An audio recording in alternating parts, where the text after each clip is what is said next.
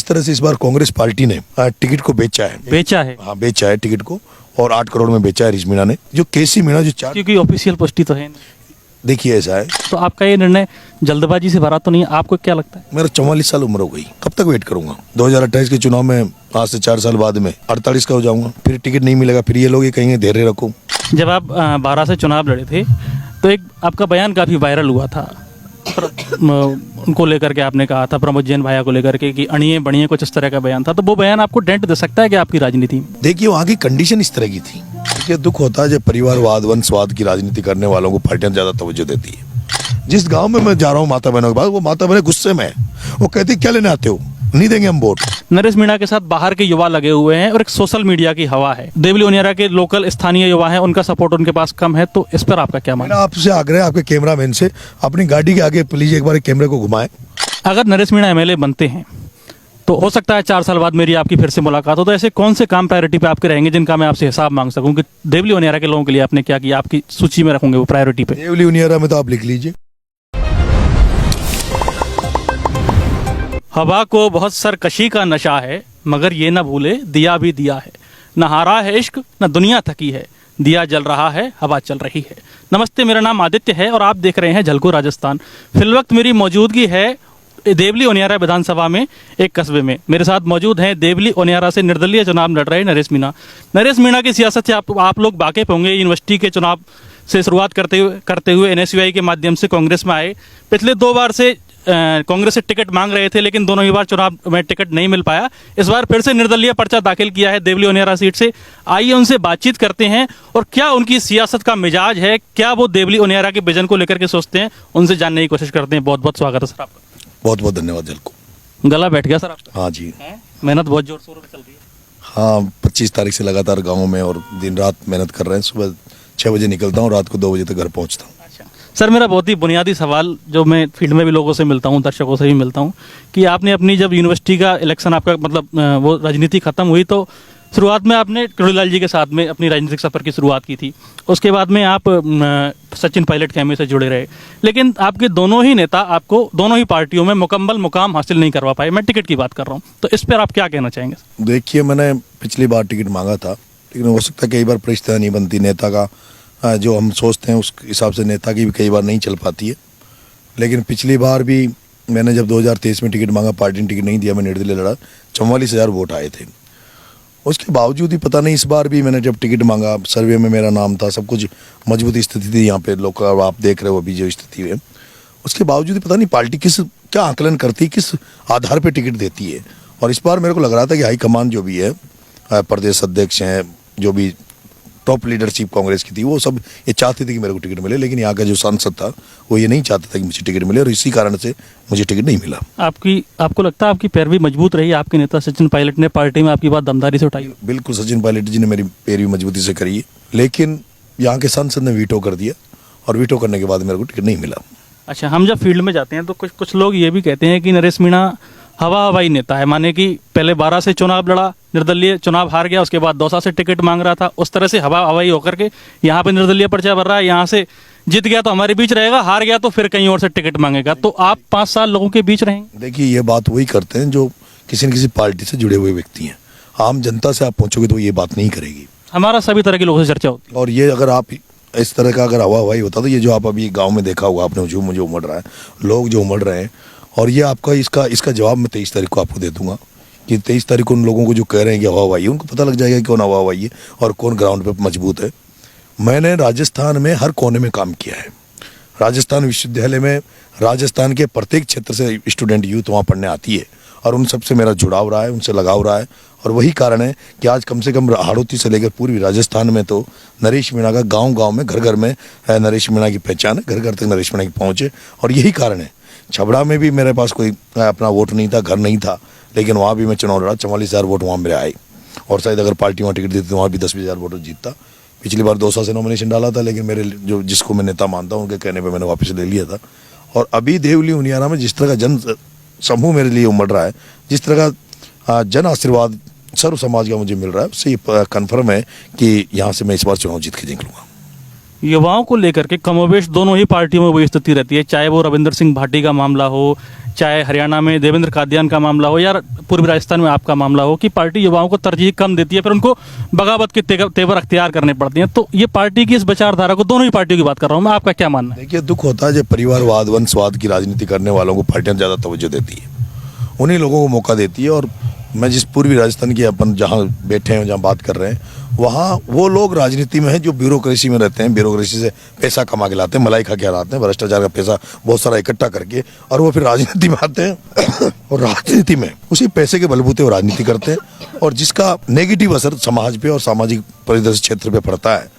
और इसके खिलाफ आज हमने बुगल बजा रखा है। मैंने वंशवाद परिवारवाद के खिलाफ जिस तरह का मोर्चा खोल रखा है, उससे जो परिवारवाद वंशवाद की राजनीति करने वाले जो लोग हैं, वो उनको घबराहट है कि अगर ये एक व्यक्ति एक बार विधानसभा में पहुंच गया तो हमारे बच्चों का, हमारे परिवार वालों का क्या होगा। ऐसे में वो सारे लोग मिलकर मुझे रोकने का प्रयास करते हैं, और यही कारण है, असुरक्षित महसूस करते हैं। हाँ बिल्कुल असुरक्षित महसूस करते हैं। यही कारण है कि वो मेरे टिकट रोकने में वो सफल हो रहे हैं अभी तक। जब आप 12 से चुनाव लड़े थे तो एक आपका बयान काफ़ी वायरल हुआ था, उनको लेकर के आपने कहा था, प्रमोद जैन भाया को लेकर के, कि अणिये बढ़िए, कुछ इस तरह का बयान था। तो वो बयान आपको डेंट दे सकता है कि आपकी राजनीति में? देखिए, वहाँ की कंडीशन इस तरह की थी, वहाँ 4 नेता इस तरह के हैं जो आपस में मिले हुए हैं कांग्रेस बीजेपी के, और वहाँ उनसे लोग, जनता त्रस्त है। उनका वहाँ वोट नहीं था, लेकिन उनसे जनता त्रस्त है, जनता उनसे परेशान थी, और उस समय वहाँ गुस्से में थी जनता उनको लेकर, तो वो एकदम गुस्से में वो निकल गया था। उसके बाद मैंने उस बात को माफ़ी भी मांगी थी जनता से। कई बार गुस्से में, भावुकता में निकल जाता है, लेकिन उसके बाद मैंने माफ़ी मांगी थी। किसी कम्युनिटी को पर्टिकुलरली टारगेट करने का कोई इरादा नहीं था? नहीं, बिल्कुल नहीं था। वहाँ एक जैसा शब्द हो जाता है ना कई बार, कि वो शब्द ऐसा हो गया था कि वो गुस्से में, जिस तरह का वहाँ असर आपने देखा होगा, शांति धारीवाल जी और ओम बिरला जी, जो अलग अलग पार्टी होने के बावजूद एक ही हैं, प्रमोद जैन भाया जी, प्रताप सिंह सिंघवी जी अलग अलग पार्टी होने के बावजूद एक ही हैं। तो उससे आम जो जन है, बीजेपी हो या कांग्रेस में, जो वहाँ राजनीति में लोग सक्रिय थे, उन सबको कहीं ना कहीं ऐसा लगता था कि वो उन पर कुटाराघात करते थे, वो कहीं किसी को आगे नहीं आने देते थे। हालात ये थी आड़ोती में कि जो भी किसान कम्युनिटीज़ थी, चाहे वो धाकड़ समाज हो, माली समाज हो, मीणा समाज, गुजर समाज, जो बड़ी तादाद में वहाँ रहता है, उनको ऐसा लगता है कि हमें जो राजनीतिक महत्व मिलना चाहिए वो नहीं मिल रहा, हमें जो नौकरियों में, जो कहीं तबादले में, कहीं पोस्टिंगों में जो मिलना चाहिए वो नहीं मिलता, कहीं धंधे पानी में हमें जो मिलना चाहिए वो नहीं मिलता है। तो वो एक गुस्सा था, और वो गुस्सा मैंने भी वो जाहिर कर दिया। लेकिन उसके बाद जब मेरे को थोड़ा सा वो शब्द वो गलत था जो मैंने बोला, और उसके बाद मैंने माफ़ी भी मांगी थी। ठीक बात है। मीणा समाज में भी बुद्धिजीवियों का एक तबका इस बात की पैरवी करता है कि नरेश मीणा जल्दबाजी कर रहे हैं, अगर वो उचित समय पर सही निर्णय लेते तो पार्टी उनको सम्मान देती। तो आपका ये निर्णय जल्दबाजी से भरा तो नहीं है? आपको क्या लगता है? मेरा 44 साल उम्र हो गई, कब तक वेट करूंगा? 2028 के चुनाव में, आज से 4 साल बाद में 48 का हो जाऊंगा, फिर टिकट नहीं मिलेगा, फिर ये लोग ये कहेंगे धैर्य रखो, फिर नेक्स्ट 5 साल बाद में 53 का हो जाऊंगा। एक उम्र होती है काम करने की, चाहे आप खेती बाड़ी करो या धंधा करो या कोई भी करो, एक जुनून होता है, एक उम्र होती है। एक 40 साल के नीचे तक आदमी में एक जुनून होता है, उसके बाद आदमी कई सारी चीज़ें सोचने लग जाता है, वो परिवार की सोचता है, वो रिस्क नहीं उठाता। ये समय होता है जो रिस्क उठाने का एक समय रहता है, और समय के अनुसार अगर आपको मिल जाता है मौका तो आप ज़्यादा बेटर कर सकते हो। लेकिन समय के निकलने के बाद अगर कुछ मिलता है तो आदमी फिर वो नहीं कर पाता, जो उसके दिमाग में, जो दिल में जो जगह रहती करने की। यही कारण है, कुछ बनेंगे नहीं बनेंगे पता नहीं, संघर्ष कर रहे हैं, लड़ रहे हैं, और आंखें खोल रहे हैं लोगों की। अभी देवली में जब 23 तारीख को रिजल्ट आएगा तो उनकी आंखें खुल जाएगी, जिन्होंने कांग्रेस का केसी मीणा को टिकट दिया है। मंत्री विधायक बने ना बने, नेता तो बन गए लोगों, और यही बनना चाहते हैं। यहाँ कई कर्नल किरोड़ी लाल जी भैंसला हुए, वो एमएलए नहीं बने, सांसद नहीं बने, पर उनकी आज पूजा होती है, उनकी मूर्तियाँ लग रही है। राजपूत समाज में लोकेंद्र सिंह जी कालवी एमएलए नहीं बने, एमपी नहीं बने, लेकिन आज उनको लोग याद करते हैं। काशीराम जी ने बहुजन के लिए साइकिलों से यात्राएं की, बहुजन को खड़ा किया। वो खुद नहीं बने, मायावती बनी, लेकिन जनता उनको याद करती है। हो सकता है जनता हमें इसीलिए याद करे कि कम से कम एक शख्स तो हुआ जो परिवारवाद वंशवाद के खिलाफ बड़े बड़े नेताओं से लड़ा। जिन नेताओं के सामने यहाँ देवली उनियाराम ये जनता दे रही है ना आशीर्वाद, ये इसलिए दे रही है, कह रही है कि पहला शख्स आया जो हरीश मीणा के खिलाफ बोल रहा है। नहीं तो यहाँ तो हरीश मीणा के खिलाफ कोई एक शब्द नहीं करता नहीं था। अगर कोई गलती से कोई कमेंट भी फेसबुक पे करते तो उसको जेल भेज देते थे, धमकाते थे, दादागिरी करते थे, मिलते किसी से नहीं थे। जयपुर यहाँ लोग 3-3 हज़ार का डीजल बढ़ा के जयपुर में जाते थे, वहाँ भी नहीं मिलते थे। तो यही कारण है कि यहाँ, अच्छा आप यहाँ गाँव में कभी आपने मेरे बारे में कहा हवा ये सब आपने फीडबैक लिया, आपने ये फीडबैक लिया माता बहनों से कि आपको राजनीति को लेकर क्या कहेंगे, चुनाव को लेकर क्या कहेंगे? जिस गांव में मैं जा रहा हूँ माता बहनों के पास, वो माता बहनें गुस्से में है, वो कहती क्या लेने आते हो, नहीं देंगे हम वोट। वो सभी नेताओं से गुस्से में है, वो आपको भी उसी कैटेगरी में रख रही हैं। वो उन्होंने मेरे को देखा ही नहीं ना, उन्होंने तो उनको गाली दे रही है जिन्होंने अभी तक वोट दिया है। उनको गुस्से में है कि हमने जब भी इतनी बार वोट दिया है, आज दिन तक वो वोट लेने वाला हमारे दरवाजे दोबारा आया ही नहीं। तो वो हमसे भी यही उम्मीद करती है कि तुम भी वैसे ही निकलोगे, तुम भी चुनाव के बाद नहीं आओगे। मुझे तो सौगंध खानी पड़ रही है, कसमें खानी पड़ रही है कि मैं आपका बेटा बन के आपके लिए काम करूंगा। मैंने यहाँ वादा किया, मैंने वादा किया है कि अगर मैं एमएलए बनता हूं तो यहाँ बहुत बड़ी समस्या है पानी की। यहाँ कल एक गांव में मैं गया, वहाँ माता बहनों ने कहा कि साहब हमें पैसों में पानी मिलता है, पैसों में पानी मिलता है पीने का, इससे बुरी बात इस देश में क्या होगी। और उस जगह जहाँ बनास नदी बहती है, बिशनपुर का डैम बना हुआ है, जहाँ से जयपुर पानी जा रहा है, अजमेर जा रहा है, और देवली उनियारा में कम से कम 100 गाँव मैंने ऐसे देख लिए जहाँ पीने का पानी नहीं है। टूटियाँ लगा रखी है और जल जीवन मिशन में उन टूटियों में पानी नहीं आता। मैंने उनसे कहा माता बहनों से, अगर मैं एमएलए बन जाता हूँ, मैं विधानसभा में पैर ही तब रखूंगा जब यहाँ की माता बहनों को प्यास बुझा दूंगा, यहाँ के हर घर तक शुद्ध पानी पहुंचा दूंगा। ठीक बात है। जो लोग देवली उनियारा के चुनाव को देवली उनियारा से बाहर देख रहे हैं, मीडिया के माध्यम से देख रहे हैं, तो एक फोबिया उनमें बना हुआ है कि नरेश मीणा के साथ बाहर के युवा लगे हुए हैं और एक सोशल मीडिया की हवा है। देवली उनियारा के लोकल स्थानीय युवा हैं, उनका सपोर्ट उनके पास कम है, तो इस पर आपका क्या मानना है? आपसे आग्रह है आपके कैमरामैन से, अपनी गाड़ी के आगे प्लीज एक बार कैमरे को घुमाएं और इस जनता को देखें ये कहाँ के लोग हैं। बाहर के लोग, मेरे हजारों लोग यहाँ आए हुए हैं, उनको हमने बूथ वाइज भेजा रखा है और वो मेरा प्यार है, मेरे पर उनका आशीर्वाद है। छबड़ा गया, छबड़ा जाके चुनाव लड़ा, और छबड़ा से अगर 1000 आदमी मेरे लिए यहाँ वोट मांगने आए, इसका मतलब मैंने रिश्ते कमाए, कुछ कमाया। और लोग बुला लो ना, किसी दम हो तो आप करो ना ऐसे। कोई 5 आदमी नहीं जाते किसी के साथ। ये जो यहाँ के एमएलए एमपी बने उनके साथ 5 आदमी नहीं जाते। कौन किसके पास टाइम है? अभी खेती बाड़ी का ऐसा समय है, लोग बाग खेतों में पड़े हुए हैं, कौन समय देता है? लेकिन मेरे लिए आ रहे हैं, इसलिए आ रहे हैं कि मैंने रिश्ता कमाया, 25 साल से उनमें भरोसा विश्वास है। वो ये चाहते हैं कि उनका भाई एमएलए बने। और यहाँ जो आप ये देख रहे हो, यहाँ तो लोकल नहीं है। आज तो मैं तो 2-3 गाड़ी लेके निकला हूँ। आज मैंने सबको वो कर दिया है फील्ड में, हर जगह पंचायतों में मैं उनको भेज दिया। अच्छा, होता क्या जनरली कि लोकल लेवल पे अगर कोई बूथ पे या कोई पंचायत में अपन लोकल व्यक्ति को जिम्मेदारी देते हैं, तो उससे होता है कि वो जो लोकल बाकी जो लोग हैं उससे कोई, अगर उसकी भी कोई नाराजगी है किसी से उसकी व्यक्ति की दुश्मनी है, वो लोग आपके स्वाभाविक आपसे दुश्मन हो जाते हैं। लेकिन बाहर के व्यक्ति को अगर आप ड्यूटी लगा रहे हो उस पंचायत में या गाँव में, वो बाहर तो वहाँ हर व्यक्ति जो अपने लिए काम कर रहा है, वो वहाँ उसकी नज़र में आने के लिए, वो क्योंकि मैं तो सब जगह कैमरा नहीं है, मेरे पास तो नज़र नहीं है कौन कौन लोग मेरे लिए काम कर रहे हैं। लेकिन मेरा व्यक्ति कोई जाएगा तो वो मुझे बताएगा कि ये व्यक्ति आपके लिए अपने लिए मेहनत करी, इस युवा ने मेहनत करी, उससे जुड़ा हो जाएगा, बाद में वो हमारी टीम का मेंबर हो जाएगा, वो अपना भाई की तरह हमारे साथ काम करेगा। इसलिए मैंने बाहर के जो भी साथी मेरे आए हुए हैं उनको सबको जिम्मेदारियाँ दे रखी है। और ये तो उनको कहना चाहिए बड़े नेताओं को कि कम से कम एक ऐसा व्यक्ति जिसके लिए पूरे राजस्थान से लोग वोट मांगने आ रहे हैं। ठीक बात है, आपके समर्थकों का प्यार है। अगर नरेश मीणा एमएलए बनते हैं तो हो सकता है 4 साल बाद मेरी आपकी फिर से मुलाकात हो, तो ऐसे कौन से काम प्रायोरिटी पे आपके रहेंगे जिनका मैं आपसे हिसाब मांग सकूं कि देवली उनियारा के लोगों के लिए आपने क्या किया, आपकी सूची में रखोगे वो प्रायोरिटी पे? देवली उनियारा में तो आप लिख लीजिए, घर घर में पानी पहुंचाऊंगा पीने का। यहाँ एक बजरी का बड़ा कारोबार है, करोड़ों रुपए की बजरी निकलती है। बाहर के बजरी माफिया आके यहाँ से डंपर बरबर के जेसीबी चलाते हैं और यहाँ के आम आदमी को एक टोली रेत नहीं मिलती। उनको पहला ये रहेगा कि उनको यहाँ के जो लोकल हैं उनको बजरी मिले, सुलभ और कम दामों में मिले, उन पर किसी तरह का चालान नहीं हो, किसी तरह की पुलिस की ज्यादती नहीं हो। तीसरा, यहाँ ऑफिशियल भ्रष्टाचार वो राजस्थान में सब जगह है, लेकिन यहाँ बहुत ज्यादा है, यहाँ चरम पर है। यहाँ पर थानों में लूटा जाता है, तहसीलों में लूटा जाता है, बिजली घरों में लूटा जाता है। उस भ्रष्टाचार को जड़ से उखाड़ फेंकने का काम नरेश मीणा करेगा। सारी समस्याओं को लेकर यहाँ अभी नेर आ रही है, ERCP का जो प्रोजेक्ट है वो यहाँ पे आ रहा है, उसमें 7,000 करोड़ का प्रोजेक्ट है। उसमें जो नहरें निकल रही है उसमें जमीनें जब्त की जा रही है, लेकिन जो मकान टूट रहे हैं, जमीनें जो जा रही है उसका मुआवजा नहीं दे रहे। और उसको लेकर यहाँ बनेठा है गाँव, वहाँ पे लोगों ने कई लंबे टाइम तक धरना भी दिया है। मैं उनसे जाके मिल के आया, उनको आश्वस्त किया है कि मैं अगर बनता हूँ तो उनके साथ उनकी लड़ाई को बराबर में लड़ूंगा। मैंने आंदोलन की राजनीति करी है। अगर नरेश मीणा विधानसभा में पहुंचा तो विधानसभा में भी देवली उनियारा की आवाज़ बनकर बनेगा, और जरूरत पड़ी तो सड़कों पर भी इनकी जनता के लिए मैं लड़ाई लड़ूंगा पूरी दमखम से। अगर नरेश मीणा एमएलए बनते हैं तो क्या सत्ता के साथ समीकरण बैठाते हुए बीजेपी का रुख करेंगे या अपनी मूल विचारधारा पे कायम रहेंगे? मैं जो जनता मुझे निर्दलीय के रूप में बनाएगी उस जनता के साथ रहूँगा, जनता को माँ बाप मान के काम करूँगा। और जनता का ही मैं अभी भी चुनाव में मैं चुनाव नहीं लड़ रहा था, लेकिन जनता ने कहा चुनाव लड़ो, मैं चुनाव लड़ा, खड़ा हुआ, और उसके बाद जनता ने जो अपार आशीर्वाद मुझे दिया वो सबके सामने। उम्मीद करते हैं कि 23 तारीख को 100% 200% चुनाव हम जीतेंगे और जीतने के बाद बेटा बनकर इनकी सेवा करेंगे। क्षेत्र की जनता के लिए हमारे चैनल के माध्यम से कोई संदेश देना चाहेंगे? मैं तो यही कहूँगा कि अब इस बार जागरूक बने।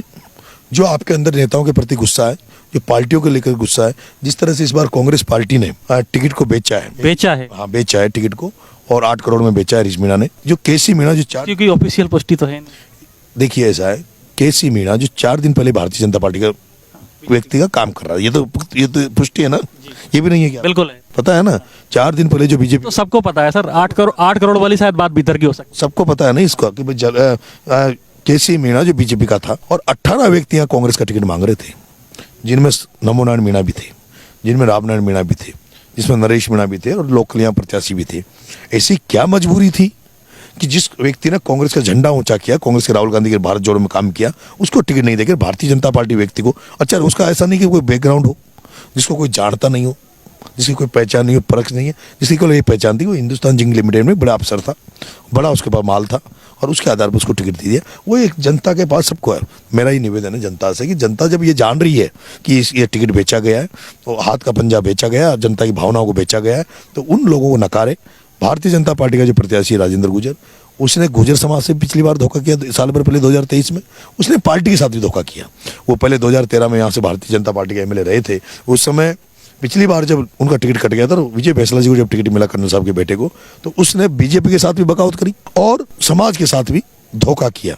उसी तरह से जैसे अभी बीजेपी ने जो किया है, बीजेपी में प्रभुलाल जी सैनी ने टिकट मांगा, सीताराम पोसवाल जी ने टिकट मांगा, जौनप्रिया जी ने टिकट मांगा, ये लोग वो थे जो भारतीय जनता पार्टी के लिए काम कर रहे थे। लेकिन भारतीय जनता पार्टी ने कार्यकर्ता को नजरअंदाज करके, भारतीय जनता पार्टी के लिए काम करने वाले को नजरअंदाज करके एक ऐसे शख्स को टिकट दिया जिसने साल भर पहले ही पार्टी को हराया था।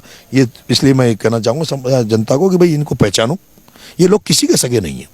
जो व्यक्ति समाज का नहीं है, पार्टी का नहीं है, जनता का नहीं हुआ अभी तक, एक बार एमएलए रह लिए, 2 बार हरीश मीणा रह लिया, और फिर भी अगर आप इनको वोट देते हो तो फिर तो दुर्भाग्य है देश का। पहली बार वोट मांगने आया हूँ जनता से और जनता का आशीर्वाद मांग रहा हूँ, और अगर जनता ने मुझे आशीर्वाद दिया तो बेटा बनकर उनकी सेवा करूंगा। आपने 2-3 प्रश्न ऐसे पूछे, जैसे एक तो हवा हवाई, दूसरा आपने पूछा कि बाहरी। मैंने सर केवल जनता के सवाल आपसे तो जनता के सवाल ही मेरा आपसे आग्रह है, जलको वालों से, एक बार इस कैमरे को बंद ना करें, बिल्कुल जारी है, आप तो बताइए, बंद ना करें, आप मेरे साथ नीचे उतरें और मैं आपको इनसे मिलवाता हूँ, इनका क्या कहना है। चलिए, क्या मानना है आपका चुनाव को लेकर के?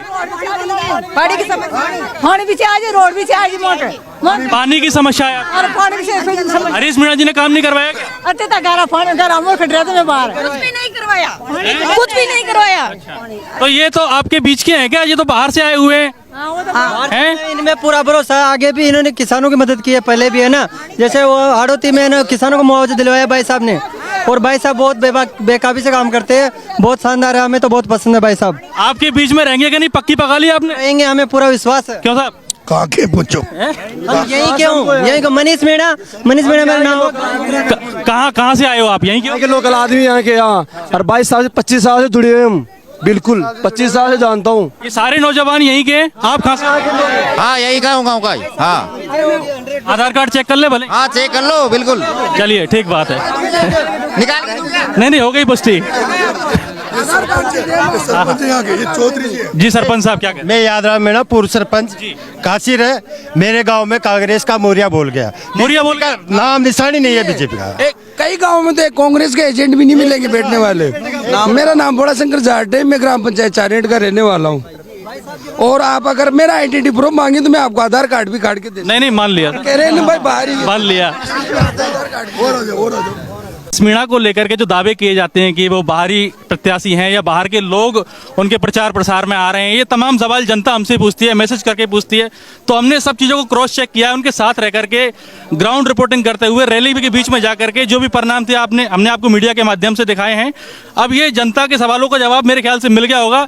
इस तरह की और कुछ आपको कुछ लगता है तो हमसे पूछ सकते हैं। अभी के लिए इतना ही। मैं आदित्य कौशिक, आप देख रहे हैं झलको राजस्थान। अभी तक के लिए शुक्रिया।